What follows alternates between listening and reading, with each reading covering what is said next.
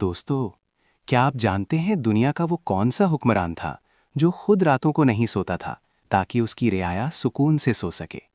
یہ واقعہ صرف تاریخ نہیں، یہ ایمان کو ہلا دینے والی حقیقت ہے۔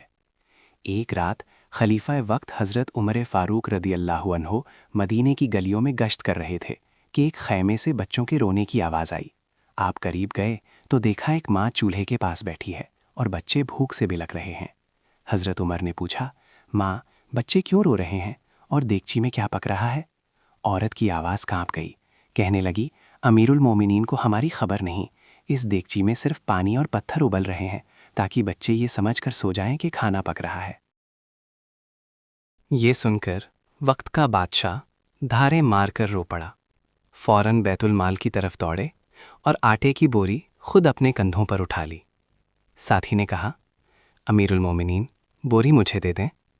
حضرت عمر رک گئے اور فرمایا، کیا تم قیامت کے دن میرا بوجھ بھی اٹھاؤ گے؟ حضرت عمر نے اپنے ہاتھوں سے کھانا پکایا اور بچوں کو خود کھلایا۔